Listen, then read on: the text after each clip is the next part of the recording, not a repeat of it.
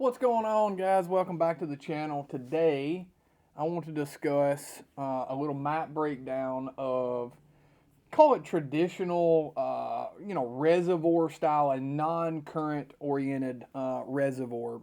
Generally going to be man-made. They all kind of have the similar makeup. So this is Lake Shelbyville. They all kind of have the same general makeup. There's a lot of deep water, but there's a lot of shallow, flat banks, before you get out to the deep water.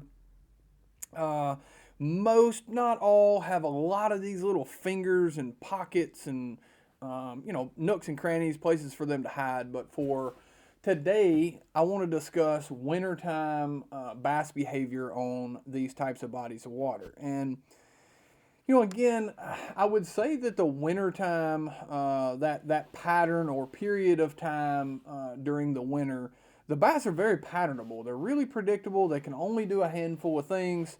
And, for ages and ages, that's really kind of where we left it and what we thought the lake had to offer in the wintertime. However, with the advent of forward-facing sonar and all the new technology that we have since learned that there's an astronomical amount, no question whatsoever. There's almost always going to be more in the wintertime on these types of bodies of water out roaming and what we call floaters, more so than what's going to be on the bank. So again, not to say that we can't catch some on the bank, and not to say that we're only going to catch them, floating and roaming out offshore. However, these lakes generally have a fairly large population, shad population rather, whether it be threadfin gizzards, could be alewives in some, the variants of opportunities there for bass to feed on bait fish. And what we'll learn, or what we have learned, and what I want to teach you is that, we always hear deep water in the wintertime, and that's very, very much the case. They're almost always going to live around deep water. However, they don't always have to live in deep water. So what I mean by that is very, very common to find fish out over 20, 30, some lakes could be 120. Extremely deep water, however, a lot of them will be in the top, say, 10 feet of the water column. Again, as always, there are always, there are always exceptions to, what I'm going to say, and I'm sure someone's going to drop a comment and say I've caught them in 60. I'm sure you have, and I have as well. But I'm trying to keep this generalized. There are so many different circumstances and situations that cause a bass to do whatever it is that it's going to do. There's just simply no way in a short video like this that I can really break down every little nitpick opportunity that they're going to have. But I really want to talk and let's dive into roamers and specifically wintertime roamers, because I actually believe that they'll do things slightly different than what, say, the summertime roaming fish. They're a little different. But let's take Shelbyville here for example. So traditionally, this little creek here looks like it's called the 9th Street Canal, or Cove rather. It looks like a great traditional wintertime pocket, in that we've got plenty of deep water access, plenty of steep vertical banks. On one side, looks like it'd be the southern side. However, we've got a lot of shallow, flat points, flat pockets.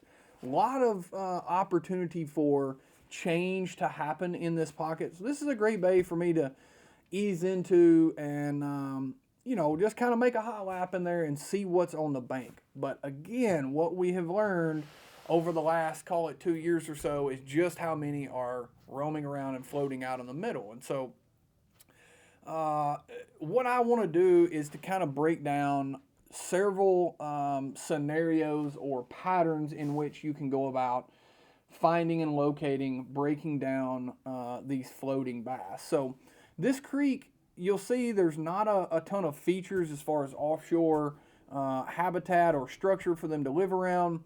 But I do like that it's fairly small. It's fairly narrow. So even though there's not a general area out here that tells me this is where they're going to be, this is also not a huge area to to kind of comb through and look. And what I'm generally going to start doing is start right out here at the mouth. So again, in the wintertime, we're really not even close to pre-spawn, spawning, any of that nature. So I'm always going to start more towards the main lake. Not all lakes, but generally speaking, most bodies of water, the oldest, most mature bass in the lakes are going to inhabit the more main lake areas. So I'm going to start right here at the mouth. You can see where my cursor is. Exactly where you start out there is a little bit irrelevant. The most important process to this is to cover ground. You cannot cover enough water when you're speaking in regards to roamers and bass that are floating, because it is a little daunting. Again, there's not always an exact corner or point or doodad of some sort that's going to tell you that they're going to be right there. But what I'm going to do is I'm going to start right here in the mouth, and I'm just going to simply put my trolling motor on high. At this point, I'm really not even concerned with catching them. So one quick tip that I'll give you when looking for open water roamers is to try not to catch the first couple that you see. And what I mean there is that oftentimes we kind of get ourselves in catch mode, so to speak. We're moping around real slow, real easy, gentle, trying to be quiet, so that when we do come across that bass, we can catch it. However, what I have found, at least what works best for me, is if I can almost, and I have to do this sometimes, will even put my rod down on the front deck, turn the trolling motor on high, and just go. And once I see and have messed up most of the time, 2 or 3 in a row, pretty close together, I'll slow down, I'll pick my rod back up, and we'll kind of ease through there at a more controllable manner. But again, the key here is to cover as much ground as possible. And when you come across these floaters, they're really easy to see. They generally kind of stick out there like a light bulb, and it's pretty obvious. So I encourage you to cover as much ground as possible. Don't worry so much with catching the first 1 or 2 that you see, and just cover water. I cannot stress that enough. So again, I'm going to start right out here, probably about in the center of this little pocket. And I may meander over closer to this bank. I may ease back over here, may stay out in the middle for a little while, but I'm just going to kind of meander around out here. It's not aimless. I'm hunting, one side or the other. But what you're going to notice is they're all, say, from this 20 mark to this 22 mark, and only on this side of the creek channel. Or maybe they're all suspended around this shallow, kind of flatter point here.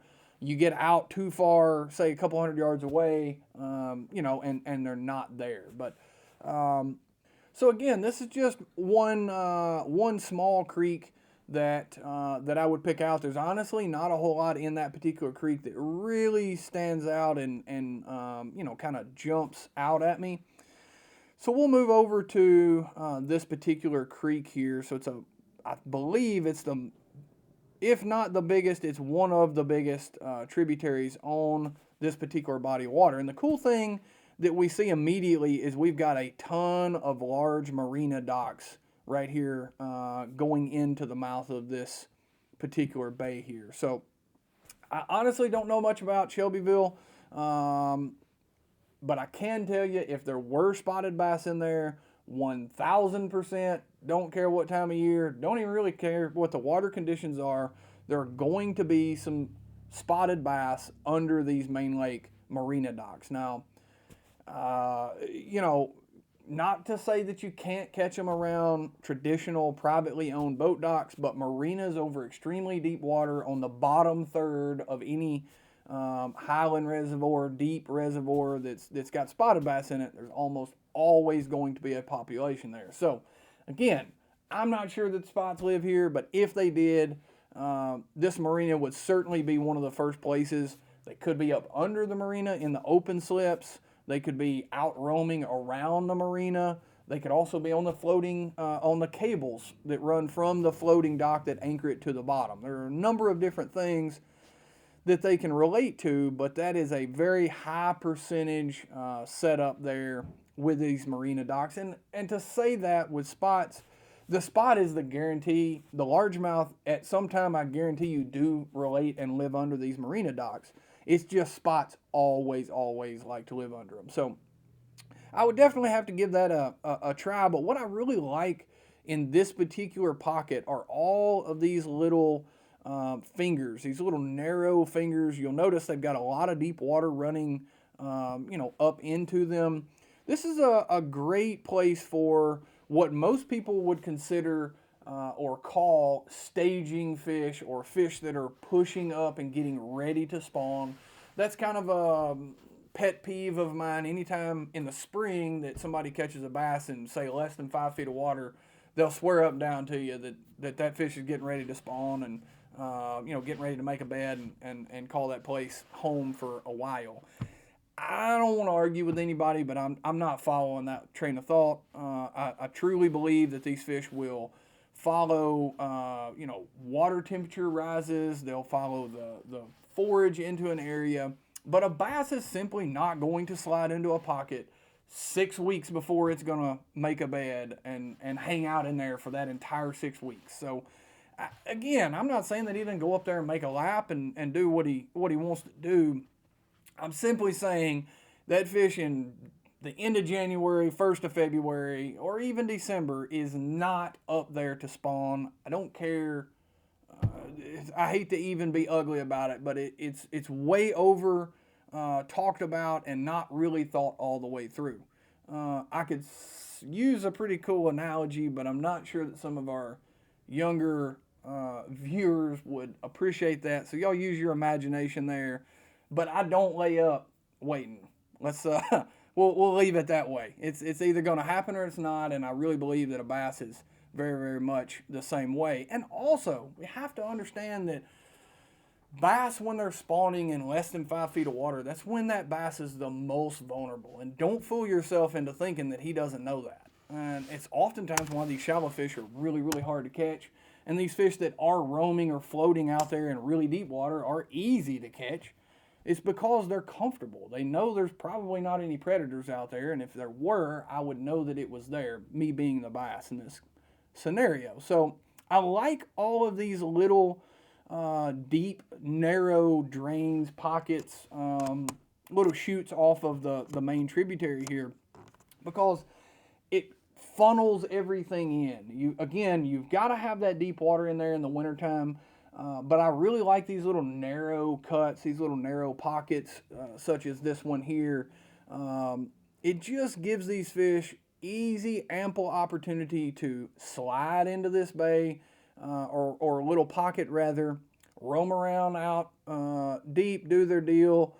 If we have a warming trend, they can slide up on this little shallow flat point, or this little shallow channel swing. There's a lot of opportunities, but they're not having to go far to get to it. So again, there are so many opportunities and different scenarios that can happen. This is another great opportunity, or another great scenario here. Little bitty narrow pocket straight off the main river channel, and I keep referring to these narrow pockets. What I like about those is that it funnels. It almost kind of traps everything in to that narrowest part, and very much like a big buck in rut, he's going to travel these little funnel, these little zones where everything is funneled into a tight, consolidated area. It's his best probability to find a hot doe. This is absolutely no different here in the bass world. They're able to trap and kind of push the bait up to one side or the other, corral the bait where they can ambush it much, much better. So in the wintertime, it's pretty often that you're going to find bass relating immediately around the forage, whether it's threadfin, gizzards, whatever that body of water has as far as a shad population. It's pretty common to see your fish floating fairly close to it. Now, as we get into the warmer months, it's pretty common to see them floating around and there not be any forage around. But simply put, kind of consolidating everything in the wintertime, I am very, very, very much looking for the bait. And there's a couple different ways to go about that. Because again, the bait could be in the very lower section of the lake out in 40, 50, 60 feet of water, right out here, just as well as it could be on the last channel swing in the very back of this tributary. So how do you go about assessing where that is? There's not always a perfect, one set way to go about this, but kind of my general steps to get there. Birds are number one. I am eyes peeled, looking for birds at all times, really all year long, but specifically in the fall and throughout the winter. Birds, loons, gulls, pelicans, there are a ton of different shad or bait eating birds that will give this away to you. So I almost will never ever drive past 2 or more loons. I don't care where they are in the winter, where they're set up.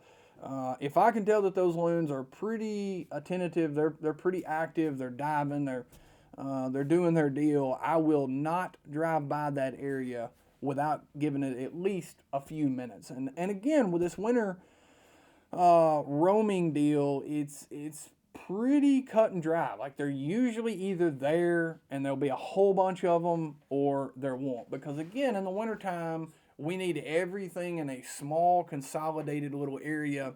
And when you find that, you'll generally find that a lot of bass in that area have also found, the same circumstances. So the warmer months, it's pretty common. You'll see them scattered here, there, yonder.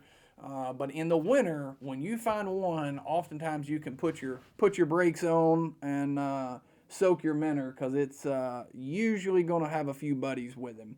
All right, so let's talk about a situation where, for whatever reason or another, we can't find any birds. That's not super common in the winter, but let's just say hypothetically, I can't find any birds that are going to give the locations of these big populations of shad. So you'll see me oftentimes. I've had a few people comment, boy, you must have been cold today. You were sure running around pretty slow. And sometimes I'll elaborate and sometimes I won't. But what I'm doing there is I'm using my through-hole transducer to actually find these balls of bait, up on plane. Now, I'm usually running 25, maybe 30.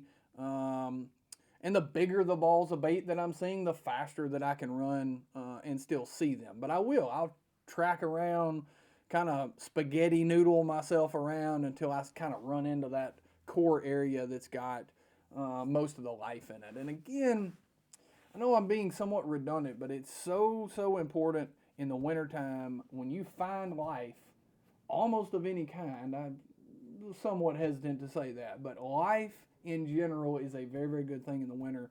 You're going to go through huge, expansive areas that are dead. There is nothing there, no life of any kind, no catfish, no drum. There's just nothing. It is a blank screen. And then you'll run into an area that looks absolutely no different than all the rest of the lake that you've looked at, yet it's got everything that's living in the lake in that one zone. So when you find it, it's pretty apparent, it's pretty noticeable. But shad is going to be the name of the game as far as roamers this time of year.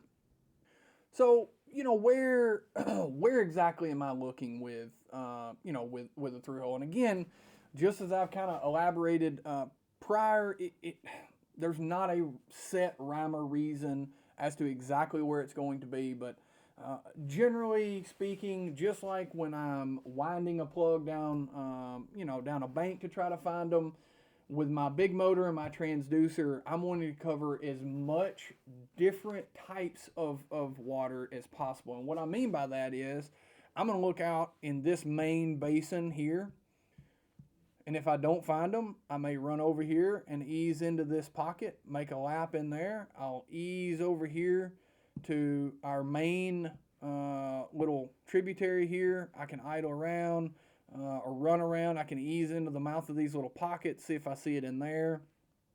I'm really wanting to look at a wide range of locations. It could be in the very, very back third of the bays. It could be in the front half. It could be anywhere. And I know that's like, well, my goodness, you didn't tell me anything. But honestly, if I tell you they're all going to be in one section, it would be a lie, because it's just, there's very rarely are they all going to do the same thing for very long at all. And so it might be right for a small little window, but for the most part, it's going to be, again, it seems random until you until you start to put more pieces of the puzzle together, and you'll understand, okay, every split pocket that's got a long tapering bar in the mouth of it has got a lot of roamers around it. And so we'll look around. Let's see if we can find one. Here's a split right here. It's got two major creek arms. They could all be roaming. That would be the same pattern we just found. Let's find another one here, just for the sake of looking. Here's not my first choice, but again, we've got a long tapering point. We've got a lot of splits here as far as deep water access and which direction the forage would want to go. That would be a great place to look. But all these places are areas or, types of areas that the forage is going to kind of congregate and live for the vast majority of the winter. Now, again, just as we've talked about, we can move up and down in the water column according to current weather conditions, but generally speaking, these bass are going to be very, very close to their forage, and it's going to be patternable. If there are two things that you take away from this video, and I know it is very difficult at times, it's confusing to me, but very rarely have I ever really dialed in a body of water with roamers and there not be a pattern to the roamers. You just have to get enough of the information for it to all make sense to you. And that's anything that I do, anywhere, any species. I don't care if it's bonefish, tarpon, or flathead catfish. They're all going to pretty well kind of follow that same train of thought in order to find them. So I hope that a few of these tips and tricks that I've given you today will help to put a few more fish in the boat the next time that you're out. As always, we always ask that you like and subscribe, and leave us a comment down below for what you'd like to see in the future.